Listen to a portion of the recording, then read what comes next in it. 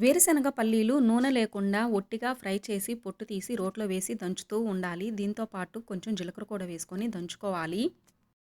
ఇప్పుడు ఆయిల్‌లో ఫ్రై చేసిన పచ్చిమిర్చి కూడా వేసుకొని బాగా దంచుకోవాలి. దానితో పాటు 2 వెల్లుల్లి రెబ్బలు కూడా వేసుకొని బాగా దంచుకోవాలి.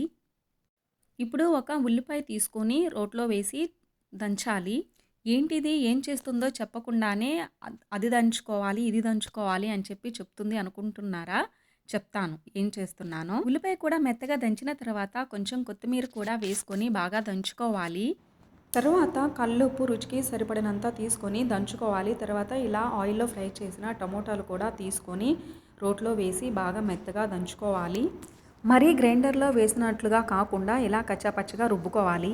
తరువాత ఇలా ఆయిల్‌లో ఫ్రై చేసిన గోంగూర కూడా వేసుకొని బాగా రుబ్బుకోవాలన్నమాట. ఈ విధంగా రుబ్బుకున్న దానికి పోపు కూడా పెట్టుకోవచ్చు. అంతే గుమగుమలాడే గోంగూర రోటి పచ్చడి రెడీ.